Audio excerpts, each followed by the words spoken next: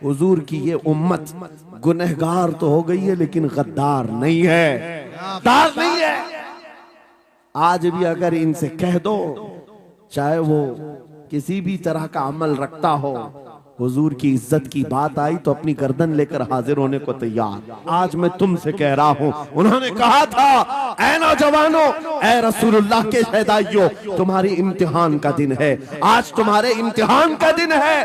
अगर तुम्हारा कदम फिसल गया, सुबह क़यामत तक तुम पर लानतों की फटकार होगी, और अगर जमा रहा, सुबह क़यामत तक अल्लाह की रहमत के फूल बरसाए जाएं। अस्सलाम वालेकुम वरहमतुल्लाहि ताला वबरकातुहू। तो आज हम लेकर आए हैं मुफ्ती सलमान अज़हरी साहब के इस बयान को। आप जरूर सुनिए कि मुफ्ती साहब इस बयान में क्या बात करना चाहते हैं मुसलमानों को लेकर, मुल्क के हालात को लेकर। तो आइए सबसे पहले हम मुफ्ती साहब के इस वीडियो को देखते हैं। उम्मीद बाकी है, खुराफात आ गई है, मुझे पता है, गलत काम बहुत आ गए हमारे मोहल्ले में। मुझे सुबह से बताया गया बहुत सारे, ये एक मोहल्ले का अलमिया नहीं है, हम जहां जा रहे हैं शहरों के शहर नशे में तबाह हैं, बर्बाद हैं, लेकिन साथ में मुझे इस बात का यकीन है, हुजूर की ये उम्मत गुनहगार तो हो गई है लेकिन गद्दार नहीं है। क्या बात है, हुजूर की गद्दार नहीं है। आज भी अगर इनसे कह दो, चाहे वो किसी भी तरह का अमल रखता हो, हुजूर की इज्जत की बात आई तो अपनी गर्दन लेकर हाजिर होने को तैयार। सुभान अल्लाह है या नहीं मेरी इस बात पर? सुनो, खालिद बिन वलीद जब किले का मुहासरा कर चुके हैं, ईसाई पादरी ने अपने सारे साथियों से कहा, हम इनको 3 दिन का टाइम देते हैं कि हम इनको सुलह करने की बात करेंगे, लेकिन मेरी एक शर्त होगी, या अपने नौजवान साथियों को लेकर बाजार से गुजरते हुए आ जाए, अगर सही सलामत इनके सारे फौजी आ गए, हम किले की चाबियां दे देंगे। सारे ईसाइयों ने पूछा, क्या करना क्या चाहते हो? उस पादरी ने कहा, मुल्क की मशहूर खूबसूरत लड़कियों को और ज़रो जवाहरात को मैं रास्ते पर बिछा दूंगा, नंगी लड़कियों को खड़ा कर रखूंगा, जब खालिद बिन वलीद की फौज यहाँ से गुजरेगी, नौजवान है, नफ्स भड़कता है, और इस तरह से एक नौजवान को खरीदने के लिए 2 ही चीजें होती हैं, एक औरत है, दूसरी दौलत है, और नौजवान इसमें फिसल जाता है। मैं जानता हूं कि जब ये दोनों चीजें सजा कर रख दी जाएं, खालिद बिन वलीद के ये लश्करी टूट पड़ेंगे औरतों पर और दौलत पर, हम आसानी से इन पर काबिज हो जाएंगे। सबने वाह वाह किया, तालियां बजाई, और पादरी आकर खालिद बिन वलीद से कहता है, हम आपसे लड़ना नहीं चाहते, हम आपसे मुकाबला नहीं करना चाहते, आप 3 दिन के बाद अपने लश्करियों को लेकर इस बाजार से गुजरते हुए आ जाइए, सही सलामत अगर आप पहुंच गए तो किले की चाबियां आपके हवाले कर दूंगा। तवज्जो, खालिद बिन वलीद ने कहा, मंजूर है, ये शर्त मैं इत्तेफाक करता हूं। वापस आए, अपने साथियों से कहा, जंग नहीं करनी है, लेकिन एक ही शर्त उन्होंने रखा है, 3 दिन के बाद इस बाजार से गुजर कर हमें जाना है, लेकिन कोई ना कोई हरबा तो होगा, कोई ना कोई साजिश तो होगी, हर चीज के लिए तैयार रहना। खालिद बिन वलीद अपने उन नौजवान लश्करियों से कह रहे थे, ऐ नौजवानों, तवज्जो से सुनना इस बात को, आज भी दुनिया ये सारे हरबों पर अमल कर रही है हमारे साथ, हमारे नौजवानों के साथ। खालिद बिन वलीद के 3 दिन गुजर गए, ईसाइयों ने अपनी तैयारियां खूब कर ली, बाजार में ओरियां लिबास में, आधे लिबास में नंगी लड़कियों को खड़ा किया, सरो जवाहरात दौलत के अंबार बिछा दिए। जब खालिद बिन वलीद के सिपाही मैदान में गुजरते हुए उस बाजार में आते हैं, पहला कदम रखा था, नजरें पड़ गई, खालिद बिन वलीद रुक गए, पलट गए, अपने लश्करियों से कहा, वही आज मैं तुमसे कह रहा हूं। उन्होंने कहा था, ऐ नौजवानों, ऐ रसूलुल्लाह के शहदाइयों, तुम्हारी इम्तिहान का दिन है, आज तुम्हारे इम्तिहान का दिन है। अगर तुम्हारा कदम फिसल गया, सुबह क़यामत तक तुम पर लानतों की फटकार होगी, और अगर जमा रहा, सुबह क़यामत तक अल्लाह की रहमत के फूल बरसाए जाएंगे। नौजवानों ने पूछा, करना क्या है हमें, आज कौन से इम्तिहान में कामयाब होने का तरीका क्या है इस इम्तिहान में? खालिद बिन वलीद ने कहा, कुछ ना करना, बस अपने रसूल की सुन्नत पर अमल करना। कहा, हम तो करते हैं, यहाँ क्या करना है? खालिद बिन वलीद कहते हैं, मैंने मेरे मुस्तफा करीम को देखा है, जब रसूलुल्लाह मदीने के बाजार से गुजरते थे, अपनी नजरें नीची करके जाते थे, थे। आज तुम बाजार से जा रहे हो, बस इस सुन्नत पर अमल कर लो, अपनी हया की नजरें झुका कर चलना, फिर उसके बाद अल्लाह मालिक है। खालिद बिन वलीद के जोश और वलवले से भरी हुई ये तकरीर ऐसी असर कर गई। वो नौजवान एक दो नहीं थे, सैकड़ों की तादाद में थे, सर झुकाए बाजार से ऐसे चल रहे हैं। तारीख निगार कहते हैं वो इस तरह से चल रहे थे कि उनके सरों पर अंडा भी रख दिया जाता तो नहीं गिरता, ना इधर हिलाए ना उधर हिलाए, ना इधर देखे ना उधर देखे, और बराबर अपनी नजरें जमीन पर झुकाए हुए तेजी से चलते हुए उस किले के फाटक तक पहुंच गए।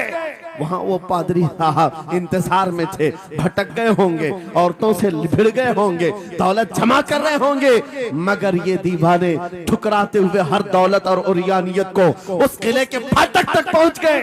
पादरी सामने आया, किले की चाबियां वादे के मुताबिक खालिद बिन वलीद की गोद में डाल दिया और कहा, एक बात बताओ ऐ खालिद, एक बात तो बताओ, ये जो तुमने जमात, ये जो तुमने लश्कर जमा किया है सिपाहियों का, ये इंसान है या फरिश्ते हैं? इनके दिल है या नहीं? इनकी ख्वाहिशात है या नहीं? इनके जिस्मों में नफ्स है या नहीं? हमने मुल्क की सबसे खूबसूरत तरीन औरतों को खड़ा कर दिया था, दौलत को बिछा दिया था, इनमें से एक भी उसकी तरफ तवज्जो नहीं किया। खालिद बिन वलीद मुस्कुराकर जो जवाब देते हैं वो हमारा ईमान होना चाहिए। क्या जवाब देते हैं? फरमाते, नादान, ऐसा उन आंखों को तू खरीदने की कोशिश कर रहा था जिन आंखों में पहले से जमाले मुस्तफा बसा हुआ। क्या बात है, सुभान अल्लाह।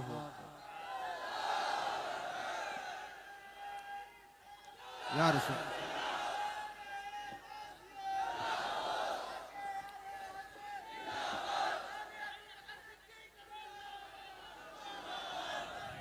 ये जो लोग लाइट के करीब हैं इनसे गुजारिश है कि आप हट जाएं, करंट लग। मेरे अजीजों, ये जवाब था। उन आंखों को दुनिया का हुस्न क्या धोखा दे सकता है जिन आंखों में पहले से जमाले मुस्तफा बसा हुआ। और तारीख ने बार बार ये गुमराह करने की कोशिशें की, एक बार नहीं, दो बार नहीं। कलयुबी में एक हिकायत है, हजरत शहाबुद्दीन कलयुबी ने लिखा है, 3 भाई एक ईसाई बादशाह की कैद में आ गए थे। तीनों सगे भाई थे और जवान भी थे। जवान ज्यादा है इसलिए खिताब कर रहा हूं, इसका मतलब ये नहीं है कि बूढ़ों के लिए कोई नसीहत नहीं। इंसान है, नफ्स है, तो सबके लिए, सबके लिए। 3 जवान कैद में आ गए। बादशाह ने उनको ऑफर दिया कि मेरे दीन में आ जाओ, मैं सिपाही बना लूंगा, वजीर बना लूंगा, मगर वो रसूलुल्लाह के गुलाम थे, मेरे आका के शहदाई थे। कहा, इतनी आसानी में तो हम दीन नहीं बेच सकते। तवज्जो है नौजवानों, ये सब तुम्हारे साथ हो रहा है।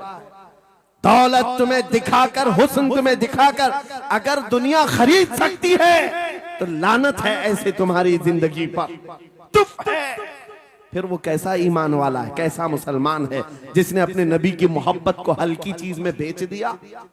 उसका कोई ताल्लुक नहीं है। अला ला ईमान अलिमल्ला मोहब्बत अला, आला हजरत ने लिखा है, उसका ईमान ही नहीं जिसके दिल में मेरे आका की मोहब्बत नहीं। क्या बात है, अगर मोहब्बत है तो सौदा नहीं करोगे। 3 भाई एक बादशाह की कैद में आ गए और उनको ऑफर दिया गया, दीन बदल लो, हमारे दीन में आ जाओ, छोड़ देंगे। सख्त थे, जमे हुए थे, डटे हुए थे। कहा नहीं। कहा जल्लाद को बुलाओ, कोड़े मारो। कहा तैयार हैं हम। इतना नहीं, बादशाह इतने गुस्से में था, जल्लाद को बुलाया और कहा एक कढ़ाई लाओ, तेल डालो और खौलाओ। तेल डाल करके खौलाया गया। जब तेल खोलने लगा, इन तीनों में से बड़े भाई को उठाकर तेल में डाल दिया। चलते हुए तेल के अंदर जब उस नौजवान को डाला गया तो फौरन दम जदन में रूह निकल गई, शहीद हो गई। 2 भाई देख रहे हैं, अपने बड़े भाई की मौत देख रहे हैं। ये हालात आ गए, ये बातें याद रखना। थोड़ी देर के बाद बादशाह ने दूसरे से कहा, अब बताओ तुम्हारा क्या इरादा है? दूसरे ने कहा, अब तो और भी तुमने सख्त कर दिया इम्तिहान, हम तो अपने नबी को धोखा नहीं दे सकते और ना ही मेरे शहीद भाई को। बादशाह ने दूसरे को उठाया और तेल में डाल दिया, खोलते हुए तेल में डाल दिया। 2 शहीद हुए। तीसरा जो था वो 22 साल 25 साल के बीच का था। ये भरी जवानी है, अंगारा होता है। हर नौजवान को ये लगता है कि ये दिन हमारे ऐश के हैं। दुनिया में जहां चमकती हुई चीज को देखता है दिल दे बैठता है, माँ बाप से भाग जाता है, घर बार को छोड़ देता है, उसको हर अच्छी चीज बुरी लगने लग जाती है। ये उम्र बड़ी खतरनाक मंजिल पे आ जाती है नौजवानों, जो इस उम्र में बच गया इंशाअल्लाह वो आगे भी बच जाएगा, आगे भी बच जाएगा।